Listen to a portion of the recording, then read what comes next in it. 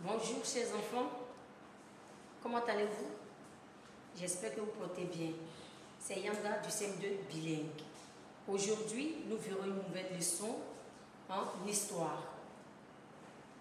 Mais avant d'aborder la leçon proprement dite, nous allons faire un petit rappel qui va me rappeler la date et la fin de la Seconde Guerre mondiale, le début et la fin de la Seconde Guerre mondiale. Très bien. La Seconde Guerre mondiale a débuté en 1939 et elle s'est achevée en 1945. Combien de temps a duré cette guerre? Bien, elle a duré 6 ans. Elle s'est soldée par la victoire de quel camp? Très bien, le camp des Alliés, la France et ses alliés, notamment les États-Unis, l'URSS et le Royaume-Uni. Très bien, chers enfants, aujourd'hui nous allons voir une nouvelle leçon en histoire, comme je l'ai dit précédemment, dont le titre est « Le génocide des Juifs et des Tziganes ». Vous n'êtes pas sans ignorer que la Seconde Guerre mondiale a été d'une horreur inouïe, c'est-à-dire inoubliable, car les nazis, c'est-à-dire le chef Adolf Hitler de l'Allemagne, qui était le chef des nazis, il a décidé d'exterminer les races qu'il jugeait inférieures, dont les Juifs et les Tziganes. C'est ce que nous verrons présentement. Je vous invite donc, chers enfants, à prendre votre livre d'histoire-géographie MC, le livre que voici, à la page 64. C'est la page 64. On va commencer par lire l'encadré en jaune, pour comprendre un peu comment est-ce que le chef nazi allemand, Adolf Hitler, traitait les Juifs. Bien, écoutez, je vais lire à haute voix. Les Juifs doivent porter l'étoile jaune. Les Juifs doivent rendre leur vélo. Les Juifs n'ont pas le droit de prendre le tram. Les Juifs n'ont pas le droit de circuler en autobus, ni même dans une voiture particulière. Les Juifs ne peuvent faire leurs courses que de 3 heures à 5 heures. Les Juifs ne peuvent aller que chez un coiffeur juif. Les Juifs n'ont pas le droit d'aller à la piscine ou de jouer au tennis. Les Juifs n'ont pas le droit d'entrer chez les chrétiens. Les Juifs doivent fréquenter des écoles juives, et ainsi de suite. Chers enfants, qui a écrit ce texte? Très bien, c'est Anne Frank, une jeune juive de l'Allemagne. Donc elle est aussi allemande, bien qu'elle soit juive. Qu'est-ce qu'elle raconte dans son journal? Bien, elle raconte sa vie quotidienne. Plus précisément, la vie quotidienne des Juifs vivant dans l'Allemagne en 1942. Bien, quelles sont toutes les interdictions qui sont faites aux Juifs en 1942? Surtout les interdictions qu'elle a énumérées. Très bien. Les Juifs n'ont pas le droit de prendre le tram. Bien, les Juifs n'ont pas le droit de circuler en autobus. Bien, les Juifs n'ont pas le droit d'aller à la piscine. Les Juifs n'ont pas le droit d'aller chez un coiffeur, si ce n'est qu'un coiffeur juif, etc. Très bien, les enfants. À votre avis, selon votre propre mot, c'est quoi l'antisémisme? Parce que cette façon d'agir, c'est de l'antisémisme. Qu'est-ce que c'est l'antisémisme selon vous? Bien, c'est l'hostilité envers les Juifs, c'est-à-dire leur rejet. Hitler n'aimait pas cette race-là. Il les rejetait. Il les excluait comme êtres humains dans la société allemande.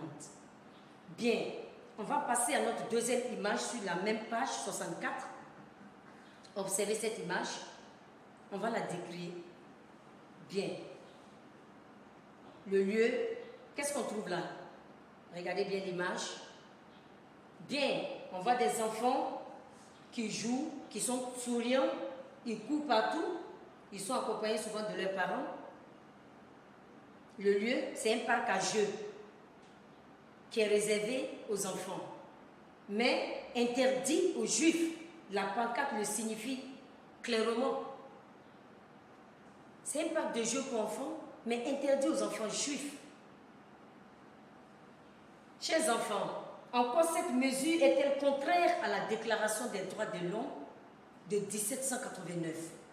On a vu ça en ECM. Très bien. Cette déclaration, cette façon d'agir est vraiment contraire à la Déclaration universelle des droits de l'homme de 1789, car dès l'article 1 de la Déclaration de 1789, il est dit que tous les êtres humains naissent libres et demeurent égaux devant la loi. Ici, on voit qu'il n'y a pas d'égalité et ni d'équité. Très bien. On va lire le texte qui est en dessous pour soutenir tout ce qu'on vient d'affirmer. Bien. L'antisémitisme. Les nazis affirmaient que les Allemands étaient une race supérieure qui devait dominer le monde et que les Juifs et les Tziganes étaient des races inférieures. Ils votèrent des lois pour mettre les Juifs à l'écart de la société. Ils confisquèrent leurs biens. Ils leur interdirent d'aller dans certains endroits publics et d'exercer certains métiers. Ils les forcèrent à porter une toile jaune sur leurs vêtements dans la rue. Ils leur retirèrent le droit de vote, qui est un droit inaliénable. On va passer présentement à nos images de la page 65. On va regarder la première image. Observez là, on va décrire la scène qui s'y présente. Qu'est-ce qu'on voit sur cette image? Très bien. On voit des Juifs dans un camp appelé Auschwitz en 1944. On va décrire la scène. Bien. On voit là des soldats allemands, des prisonniers qui sont reconnaissables d'ailleurs par leurs vêtements.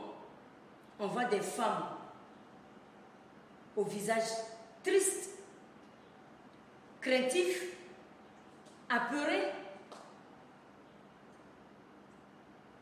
Toute cette scène que vous voyez, ce train, un grand train qui vient de les déposer, c'est pour le conduire directement dans un camp appelé camp de concentration. En 1942, quand on parlait de camp de concentration en Allemagne, on parlait de quoi? C'est un camp où l'on enferme des personnes et on les oblige à faire des travaux forcés.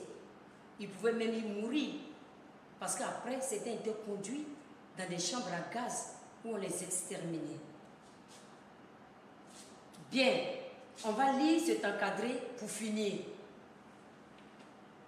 En 1941, j'ai reçu l'ordre d'organiser la solution définitive. Je devais faire exterminer tous les Juifs d'Europe. Les exécutions massives par les gaz commencèrent. J'estime qu'au moins 2 500 000 victimes furent exécutées par les gaz. 1 demi-million au moins mourut de faim ou de maladie, soit un chiffre total minimum de 3 millions de morts. Les autres furent employés au travail forcé dans les usines du camp. Les enfants en bas âge étaient systématiquement exterminés. Chers enfants, c'est-à-dire tués, puisqu'ils étaient incapables de travailler. Qui a écrit ces textes? C'est un témoignage de Rudolf Höss, un ancien commandant du camp d'Auschwitz, dont il travaillait pour le compte d'Adolf Hitler, le chef nazi. Très bien, les enfants. On va expliciter certains thèmes rapidement. Exterminer, c'est quoi? Est-ce que c'est seulement tuer? C'est plus fort que le mot tuer. C'est comme si on voulait les railler, les faire disparaître définitivement. Bien. Certains étaient déportés. Déportés, qu'est-ce que c'est? Ils étaient envoyés dans un camp de prisonniers. On les prenait de force pour les déposer ailleurs, contre leur gré. Très bien. On a fini avec l'exploitation de ce qu'on vient de dire. Chers enfants, que peut-on retenir? Après l'étude que nous venons de faire sur le génocide des Juifs et des Tziganes, que faut-il retenir?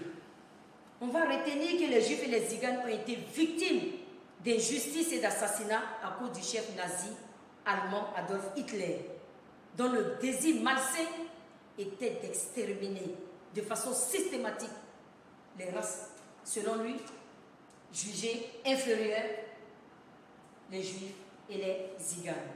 Retenez qu'il y a eu plus de 6 millions de Juifs qui ont été tués et plus de 200 000 Ziganes qui ont été exterminés.